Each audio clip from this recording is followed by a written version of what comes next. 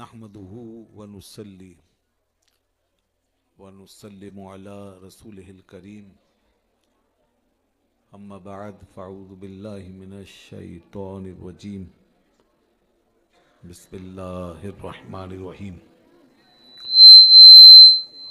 قال الله تبارك وتعالى في كلامه المجيد والفرقان الحميد واعتصموا بحبل الله جميعا ولا تفرقوا صدق اللہ العلی العظیم. درود پاک پڑھ لیجیے. اللہم صلی علی سیدنا و مولانا محمد وعلی آل سیدنا و مولانا محمد وبارک وسلم وصلی علیہ. حمد و صلوات کے بعد معزز علماء کرام، عز القدر حاضرین و سامعین اور پیارے طلباء، ماشاءاللہ یہ قرآن مجید فرقان حمید کے انوار سے منور محفل اور یہ بچے جو اس مدرسے سے پڑھ کر فارغ ہوئے، آج ان کے ظاہر و باطن پہ قرآن کا نور چھایا ہوا ہے. اور آج جن بچوں کی دستار ہے، جنہوں نے حفظ کیا اور وہ جنہوں نے ناظرہ مکمل کیا، خوش نصیب ہے. جب ہمارا قرآن سے تعلق پیدا ہوتا ہے، چاہے وہ پڑھنے کے ساتھ ہو یا حفظ کرنے کے ساتھ یا کچھ بھی یاد کرنے کے ساتھ، حتیٰ کہ اس کو چھونے، اس کو پکڑنے، ادب سے اس کو پکڑنے اور اس کا احترام بجا لانے سے ہی وہ، یہاں تک کہ اس سے پہلے اس پہ جو ایمان ہے اس کے ساتھ ہی وہ، جب بھی قرآن سے جو بھی تعلق ہے وہ دنیا اور آخرت میں کام آنے والا ہے. اور جتنا تعلق بڑھتا جاتا ہے اتنا ہی قرآن پاک ایسی کتاب ہے کہ جو اپنے سے جڑے ہوئے کو کبھی تنہا نہیں چھوڑتی. یہ ایسی کتاب ہے کہ بچوں کو ذرا آرام سے بٹھا دیں، خاموشی، شور کر رہے ہیں نا، ان کو جو بھی باتیں کر رہے ہیں ان کو پیچھے کر دیں. جو شور کرے، باتیں کرے، اسے پیچھے بھگا دیں. تو یہ دیکھو کتنے اچھے بچے بیٹھے ہوئے ہیں سامنے، ماشاءاللہ بڑی خاموشی سے بیٹھے ہیں، سن رہے ہیں. یہ ایسے ہوتے ہیں بچے. تو توجہ سنیے، قرآن پاک یہ معجزہ ہے، ہمارے نبی پاک صلی اللہ علیہ وسلم کا معجزہ ہے. یہ اللہ کا کلام ہے، یہ اللہ تعالیٰ کا کلام ہے. وہ کلام کہ جو اپنی اصل میں اللہ تعالیٰ کی صفت ہے، اور وہ جو اس کے ساتھ تھا ہمیشہ سے، یہ وہ کلام ہے. پھر اللہ پاک نے اس کو یہ صورت بخشی، اپنے کلام کو صورت بخشی، اور اس کو الفاظ و کلمات کا جامہ پہنایا، اور اپنی ہی جناب سے پھر اس کے الفاظ و کلمات نازل فرمائے.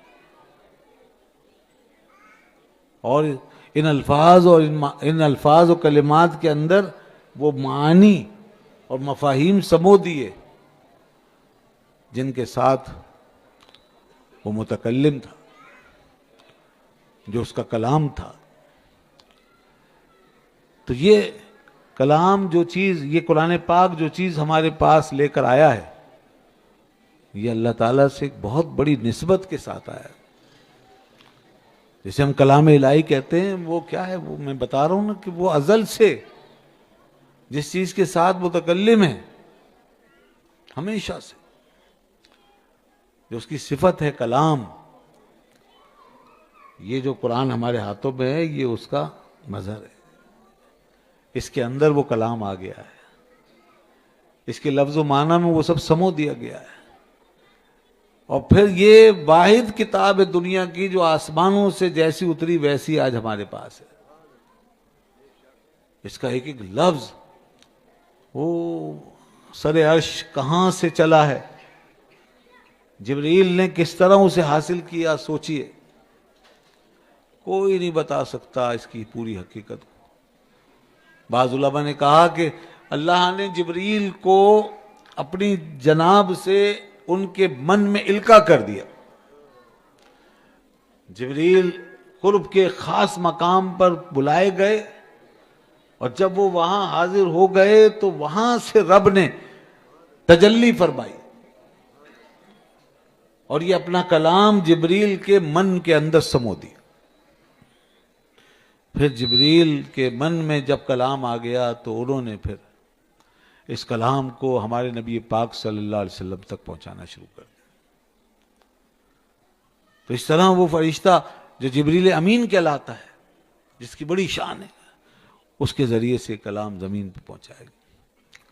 اور بعض علماء نے کہا کہ اللہ تعالیٰ نے اپنے اس کلام کو لوح محفوظ پہ ثبت کر دیا تھا، وہاں پر اس کو لکھ دیا تھا اپنی قدرت سے.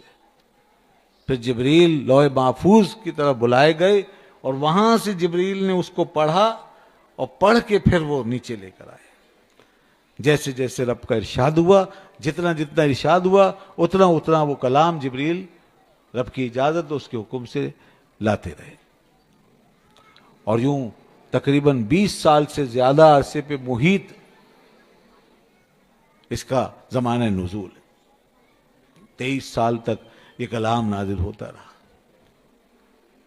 13 سال مکی زندگی میں اور 10 سال مدنی زندگی. اور یہ واحد کلام ہے کہ جب دنیا میں آیا تو اس شان سے آیا، ایک اتنا لمبا پیریڈ، اور کلام اس صحیفے اترے تو یکدم اتر گئے. اور اللہ تعالیٰ نے اپنے پیغمبروں کو جہاں بھی یاد فرمایا وہاں پہنچ گئے اور وہاں ان کو دے دیا گیا. گو کہ وہاں بھی اسی طرح جبریل آئے اور وہ بھی سب کلام ربانی ہے جو اور انبیاء کو ملا. لیکن کلام مقدس کی شان یہ ہے، قرآن حکیم کی شان یہ ہے کہ اس کو ایک لمبا اسپین آف ٹائم دیا امت کی آسانی کے لیے، اور اس کی عظمت کو ہمارے دلوں میں پیوست کرنے کے لیے، اور پھر حسب موقع اتارا، اس کی ضرورت، اہمیت، افادیت کو بساتے ہوئے منوں میں، دلوں میں. مکے کے ماحول میں وہاں کے مطابق آیتیں اتاری گئیں، مدینے کے ماحول میں یہاں کے مطابق، اور جہاں جہاں نبی پاک صلی اللہ علیہ وسلم تشریف لے جاتے وہاں وہاں قرآن چلا جاتا تھا. یہ ہمارے نبی پاک صلی اللہ علیہ وسلم کی عظمت و شان کا مظاہرہ بھی ہے کہ اور جو انبیاء اللہ کے کلام سے مشرف ہوئے اس کی کتابوں یا صحیفوں سے، تو ان کو مخصوص مقام پر یاد کیا جاتا تھا اور وہاں بلا کے انہیں وہ کلام دیا جاتا تھا. مگر ہمارے نبی محترم آقائے نامدار محمد مصطفیٰ حبیب کبریہ صلی اللہ علیہ وسلم کی شان دیکھیں کہ جہاں حضور تشریف فرمائے کلام الہی وہیں پہنچ گیا.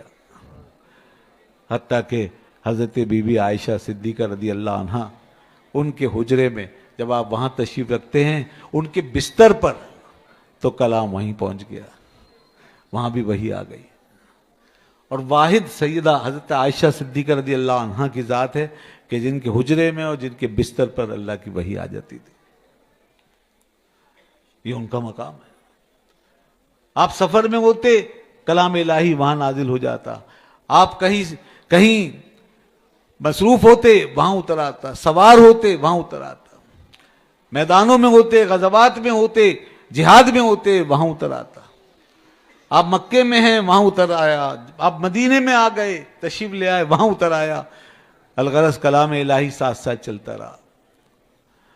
اور اس روئے زمین پر جب بھی کوئی حادثہ واقعہ پیش آیا، اللہ کا کلام اس کے مطابق نازل ہوتا چلا گیا. اور یوں آپ کی زندگی مبارک کی طویل عرصے کے ساتھ قرآن جڑا چلا گیا اترنے میں، اور پھر اسی کے ساتھ ایک نظام جو ہے زمین پہ برپا ہوتا چلا گیا.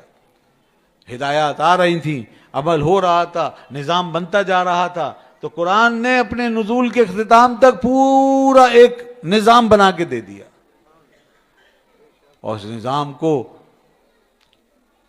آپ صلی اللہ علیہ وسلم نے اپنی احادیث سے، اپنی حکمتوں سے معمور فرما دیا. اور جہاں جہاں تفصیل درکار تھی اور ضرورت تھی تشریح کی، عملی پریکٹس کی، وہاں سب آپ صلی اللہ علیہ وسلم کر کے دکھا دیا. یوں کلام اور سنت دونوں مل کر انہوں نے ہمیں ایک نظام دیا، اس کو دین اسلام کہتے ہیں۔ اسی کے اندر سے اجماع کا اصول نکلا اور پھر قیاس، یہ 4 اصول گویا دین کے ہمیں حاصل ہو گئے، کتاب، سنت، اجماع اور قیاس۔ اب قیامت تک کوئی بھی مسئلہ پیش آئے گا، ان 4 اصولوں کے تحت وہ مسئلہ دین کی روشنی میں طے کر لیا جائے گا۔ کوئی ایسا مسئلہ ہو ہی نہیں سکتا کہ جس کا حل نہ نکل سکے۔ تو قرآن پاک سے شروع ہوا سلسلہ، اور یوں کتاب اللہ، سنت، اجماع، قیاس یہاں آ کر مکمل ہو گیا۔ یہ ہیں دین کے 4 بنیادی اصول۔ پھر جتنے قاعدے، ضابطے، اصول بنیں گے وہ انہی 4 سے نکل کر بنے، انہی کے اندر قسم در قسم ہوتی چلی گئی، اور پھر انہی 4 کی چھاؤں میں اور اسی امبریلا کے نیچے ہزاروں لاکھوں مسائل جو ہیں وہ دین کے ہمارے سامنے آ گئے، جس کو فقہ کہتے ہیں، جو اجتہاد کے ذریعے سے ملے، فقہا کی کاوشوں سے، اور اس پہ کتابیں بھری پڑی، لاکھوں مسائل۔ تو دیکھیے یہ دین کا حسن ہے۔ اسی لیے یہ دین واحد دین ہے اللہ کا، جو دنیا میں اپنی اصل اور اپنی تشریح کے ساتھ محفوظ ہے۔ اس کے 4 اصول زندہ، لائیو، ایکٹیو ہیں، اور وہ آج بھی علماء کے پاس اسی طرح موجود ہیں جیسے آج سے 1000 سال پہلے۔ آج کا عالم دین بھی پڑھ کے، محنت کر کے، ان اصولوں پہ مہارت حاصل کر کے اسی طرح فتویٰ دے سکتا ہے جیسے آج سے 1000 سال پہلے کے علماء، مشائخ فتویٰ دیتے۔ اور آج کے عالم دین جو واقعی عالم ہو اور وہ صحیح راستے پر گامزن ہو، اس کا عقیدہ درست ہو، اور وہ اپنے اسلاف کا متبع ہو، اور پھر وہ پورے اخلاص سے، ایمانداری سے کوئی چیز دین سے سمجھے اور ہمیں بتائے اور فتویٰ دے، اور علماء پھر کوئی رائے ہمیں دے، تو پھر آج بھی امت پر ویسے ہی لازم ہے جیسے پہلے کہ ان علماء کی اطاعت کریں گے، ان کے پیچھے چلیں گے۔ یہ نہیں کہیں گے آپ کہ موجودہ دور کے علماء ہیں۔ اگر موجودہ دور کے علماء بیکار ہیں اور سب غلط ہو گئے، خدا نخواستہ، جیسے کہ لوگوں نے یہ سمجھ لیا ہے پروپیگنڈے کی وجہ سے، اور گمراہ ہو گئے لوگ کہ سارے علماء کو اور سارے دینی لوگوں کو سمجھتے ہیں سب ایسے ہی لوگ ہیں۔ بعض دنیاوی تعلیم زیادہ پڑھ لکھ کے سمجھتے ہیں علماء جاہل ہوتے ہیں، بعض کے اندر مغربی دماغ پیدا ہو جاتا ہے، وہ سمجھتے ہیں یہ سب بیکورڈ ہیں، بعض جو ہیں وہ کچھ زیادہ اپنے آپ کو ذرا اپڈیٹ سمجھتے ہیں تو سمجھتے ہیں علماء کو تو آج کی کوئی خبر ہی نہیں ہے، بعض لوگوں کو انگریزی آ جاتی ہے تو کہتے ہیں علماء کس کام کے، انہیں تو انگلش نہیں آتی۔ عجیب عجیب لوگ ہیں۔ ایک درزی کی اہمیت وہیں ہے کیونکہ اس سے کپڑا سلوانا ہے، ایک بڑے کارپینٹر کی اہمیت وہیں کی وہیں ہے کیونکہ اس سے آپ نے لکڑی کا کام کرانا ہے، ایک کسان کی اہمیت بھی اپنی جگہ وہیں کی وہیں ہے۔ دنیا چاند پہ پہنچ گئی، ان کو کوئی نہیں پوچھتا بھائی یہ تم کیا لے کے بیٹھے ہو، کیوں؟ اس لیے کہ ان سے جو مقصد ہے، ضرورت ہے، وہ پوری ہو رہی ہے۔ تو بھائی عالم دین سے جو مقصد و ضرورت ہے وہ کیا پورا نہیں ہو رہا؟ جب وہ بھی پورا ہو رہا ہے تو اس کی حیثیت کیوں ختم ہو گئی؟ عالم دین سے جو مقصد پورا کرنا ہے وہ کیا ہے؟ عالم دین کا کام، قرآن کو جاننے والے کا کام، وہ ہے ہماری دینی رہنمائی۔ ہمیں نماز بتائیں گے، ہمیں روزہ رمضان بتائیں گے، ہمیں نکاح طلاق کے مسائل بتائیں گے، ہمیں بتائیں گے تجارت میں کیا حلال ہے کیا حرام ہے، ہمیں بتائیں گے کیا جائز ہے کیا ناجائز ہے، تو وہ علماء بتا تو رہے ہیں۔ تو سوال یہ، جب درزی کی اہمیت اپنی جگہ قائم ہے، جب بڑے کارپینٹر کی، حتیٰ کہ ڈرائی کلینر کی اہمیت اپنی جگہ قائم ہے، یہاں تک کہ دھوبی کی اہمیت اپنی جگہ قائم ہے، حجام کی اہمیت قائم ہے، ڈاکٹر کی اہمیت قائم ہے، انجینئر کی، ڈرائیور کی، سب کی اہمیت اپنی اپنی جگہ پر قائم ہے، علماء کی اہمیت کیسے ختم ہو سکتی ہے؟ جبکہ علماء وہ چیز آپ کو مہیا کر رہے ہیں جس کے لیے وہ بن کر آئے ہیں، جو ان کی ذمہ داری ہے۔ ہاں میں بتاتا ہوں علماء کی اہمیت کیوں کم ہو گئی۔ سارے علماء کی اہمیت، لوگوں کو یہ لوگوں کا ذہن یہ کیسے بن گیا کہ بھئی یہ سب ایسے ہی ہوتے ہیں؟ یہ خیالات، یہ باتیں ان لوگوں کی جن کو دین نہیں چاہیے۔ علماء کی اہمیت کم نہیں ہوئی، آپ کے دین کی اہمیت کب ہو گئی ہے؟ آپ کے اندر دین کا درد و تعلق ختم ہو گیا ہے. آپ کو دین نہیں چاہیے، آپ کو دنیا چاہیے. اس لیے آپ دنیا میں ہر ایک کی اہمیت سے باخبر ہیں اور عالم دین کی اہمیت سے. بتائیے مجھے، اگر درزی سے واسطہ ختم ہو جائے، لوگ کپڑے پہننا چھوڑ دیں، تو پھر درزی کی اہمیت ختم ہو جائے گی. اگر لکڑی کا کام کرانا آپ چھوڑ دیں تو سارے کارپینٹر ختم. اگر آپ اپنے گھر بنانا چھوڑ دیں تو سارے معمار و مستری، سارے انجینئر ختم. ہے نہیں ایسا؟ تو اصل میں مسئلہ یہی ہوا ہے، ہم نے دین پہ چلنا چھوڑ دیا، اس لیے علماء کی اہمیت ختم ہو گئی. ہمیں دین نہیں چاہیے، اور جب دین نہیں چاہیے تو بجائے اس کے کہ یہ اعتراف کرتے کہ یا اللہ ہم نے تیرا دین چھوڑ دیا ہے، ہم گناہگار ہیں، الٹا علماء کے اندر یہ کمی نکالنا شروع کر دی کہ ان کی اہمیت ختم ہو گئی. یعنی ڈبل ظلم، ایک تو دین نہیں چاہیے اور دوسری طرف علماء کو بیکار سمجھ لیا کہ بھئی علماء بیکار ہیں. علماء بیکار نہیں ہوئے، آپ بیکار ہو گئے. تو اس لیے اپنی اصلاح کیجیے اور ایسے لوگوں کا منہ بند کیجیے، انہیں سمجھائیے کہ علماء کی اہمیت تو اپنی جگہ ہے. جس دن تمہارے اندر دین کا درد پیدا ہو جائے گا اور اللہ کا خوف، اور تمہیں اپنی موت یاد آئے گی، جس دن یہ بات یاد آئے گی کہ مجھے مرنا، خدا کے جواب دینا ہے، اسی دن مسجد کے ایک امام و مؤذن کی اہمیت بڑھنا شروع ہو جائے گی. وہ قاری صاحب، وہ جو بچپن میں قرآن پڑھاتے تھے، ان کا بھی اندازہ ہو جائے گا انہوں نے کتنا بڑا کام کیا. یہ مدرسے جنہوں نے آپ کے بچوں کو پڑھایا سکھایا اور یہ قرآن سے ایک رشتہ جوڑا، ان کی اہمیت کا اندازہ ہو جائے گا انہوں نے کتنا بڑا کام کیا. عالم کا تو بڑا مقام ہے، ایک قاری، حافظ، ایک عام مولانا، مسجد میں نماز پڑھانے والی کوئی بھی شخصیت، سب کی عزت آپ کے دل میں ایسی جاگوزی ہوگی کہ آپ کو اندازہ ہوگا کہ ہاں یہ اپنی جگہ بہت اہم لوگ ہیں. تو اصل وجہ یہ ہے کہ ہمارے دلوں سے دین کی اہمیت ختم ہو گئی، اور جتنا جو ایڈوانس اپنے آپ کو سمجھ رہا ہے اتنے ہی علماء کے خلاف زیادہ باتیں کر رہا ہے. اور اگر کوئی کسی عہدے منصب پہ بیٹھ گیا ہے، شہرت کے عروج پر چلا گیا ہے، تو اس کی باتیں سنیں آپ.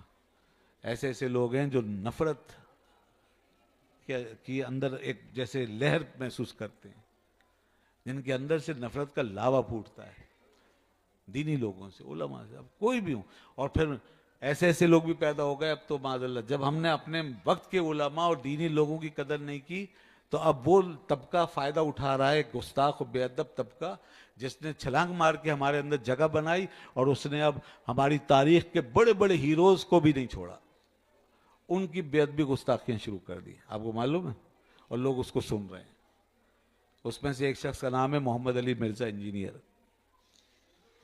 یہ شخص بیٹھ کر سوشل میڈیا پہ دن رات، یہ موجودہ علماء کو نہیں صرف، بلکہ آپ کے 1000 سال پرانے، 1200 1300 1400 سال پرانے، یہاں تک کہ صحابہ کرام تک کو نہیں چھوڑا اس نے.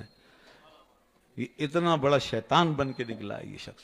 اس نے حضرت امیر معاویہ رضی اللہ عنہ کی شان میں گستاخیاں کی، اس نے اور کئی اصحاب کی شان میں گستاخی، اور اس نے بزرگان دین کا کھلا مذاق اڑایا، اور ان کی شان میں ایسے ایسے توہین آمیز الفاظ استعمال کیے ہیں ان کے بارے میں کہ آپ سننے کی تاب نہیں لا سکتے. اور اسی چکر میں اس کے منہ سے ایک ایسی گستاخی نکلی نبی پاک صلی اللہ علیہ وسلم کی شان میں کہ جس کی وجہ سے اس پہ مقدمہ ہو گیا، کیس ہو گیا، اور ابھی کچھ عرصہ وہ اندر بند رہا. مگر چونکہ ہمارا نظام جو ہے خود پٹری سے اترا ہوا ہے، ہمارے ادارے اتر گئے ہیں، یہ ملک ہی پورا پٹری سے اتر گیا ہے. تو اس لیے اب یہاں اب سب کے لیے، سب کو جیسے کھلی چھوٹ ہے، جو چاہو کرو، جو چاہو. بس اب تو پابندی ہے تو اللہ کا نام لینے پہ پابندی لگنے والی ہے، بس معاذ اللہ. وہ جو اکبر الہ آبادی نے کہا تھا کہ رقیبوں نے رپٹ لکھوائی ہے جا جا کے تھانے میں کہ اکبر نام لیتا ہے خدا کا اس زمانے میں. اب ساری مشکلیں دینی لوگوں کے لیے رہ گئی، اور ایسے ایسے گستاخوں اور بے ادبوں کو چھوڑ دیا جاتا ہے. اور دینی لوگ ہوں تو انہیں جناب کھلے میدانوں میں بھی روندنے سے دریغ نہیں کیا جاتا. ان پہ فائر کھول کے انہیں کس طرح رگیدا روندا جاتا ہے. مرید کے ثانیہ میں آپ نے دیکھ لیا کہ وہ سب دینی لوگ تھے جن کو بے دریغ قتل کر دیا گیا. 500 مارے گئے، 1000 مارے گئے، اللہ جانے کتنے، پورے مجمع پہ فائر کھول دیا گیا. اور اسی طرح کتنے ایسے جھوٹے کیسوں میں پڑے ہوئے ابھی تک بیچارے قید و بند کی سزائیں بھگت رہے. کیا جرم ہے ان کا؟ صرف یہی کہ اکبر نام لیتا ہے خدا کا اس زمانے میں.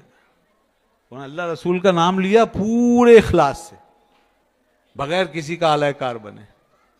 اور یہ مسئلہ ہے. ہاں, وہ جو اعلی کار بن کے کام کرے, بھلے دینی حلیہ اپنائیں, بھلے وہ کوئی بھی, اوپر سے ان کا کوئی انداز ہو, بھلے بڑے ادارے ہوں, مسجد ہو, ان کو میڈیا کے اوپر جگہ چاہیے ہو, اخباروں میں, لیکن اگر اعلی کار ہیں تو ان کے لیے سارے مواقع مہیا ہیں, ان کو سب کو میسر. اور جو خالصتاً اللہ کے دین کے ساتھ چمٹ کے چلتا ہے اس کے لیے مشکلات بہت ہیں. اس لیے اب ہم ایک فریب کے جال میں پھنس گئے.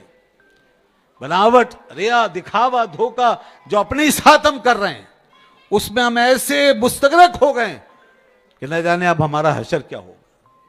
اور یہی وجہ ہے آج پوری دنیا میں جب ہم نے اسلام کو, اپنے دین کو اپنے ہاتھوں سے رسوا کر دیا اور رسوا ہونے دیا, تو اللہ نے پوری دنیا سے ہماری رسوائی, ہماری ذلت, ہماری خواری کے سلسلے جو ہیں پوری دنیا کے اندر پھیلا دیے. ہر جگہ اب ہمارا یہ حال ہے کہ کہیں عزت نہیں, کہیں کوئی کسی پہ دہشت نہیں, کوئی ہیبت نہیں. غزہ میں بچے مر رہے ہیں, مرتے چلے جا رہے ہیں. کشمیر میں ظلم ہو رہا ہے, ہوتا چلا جا رہا ہے. امت سو رہی ہے, اس لیے کہ جب دین کو چھوڑ دیا تو سب بیکار ہو گئے. جب قرآن کو چھوڑ دیا سب بیکار ہو گئے. ہمارے پاس جو کچھ تھا سب دین کا تھا. تو آج یہ جو تھوڑا بہت کہیں دین کا کام ہو رہا ہے, قرآن کی خدمت, یہی وہ چراغ ہیں کہ جو ایک دن جل کر آفتاب بن جائیں گے. انہی چراغوں سے روشنی پھوٹے گی, یاد رکھیں. یہ بات ذہن میں رکھیے کہ دین مٹے گا نہیں. ہماری کمزوریاں ضرور آشکارا ہوں گی, ہم خوار ہوں گے, ہو رہے ہیں, ہم مار کھائیں گے, کھا رہے ہیں, مگر ایک دن دین پھر زندہ ہوگا. اور کہاں سے؟ انہی مدرسوں سے. یہی بچے جو آج آپ نے اللہ اس کے رسول کے راستے میں وقف کیے, جن کو سکھایا پڑھایا, دین سے جوڑا ہے, انہی میں سے کوئی نکلے گا مرد مجاہد. اور ایک مرد مجاہد ہی کافی ہے پوری دنیا کو فتح کرنے کے لیے. محمد بن قاسم آئے تھے بس یہاں, اور اس کے بعد ہندوستان کی تاریخ بدل گئی. طارق بن زیاد گئے تھے اسپین, ہسپانیہ, اندلس کی تاریخ بدل گئی. ایک مرد مجاہد اٹھتا تھا.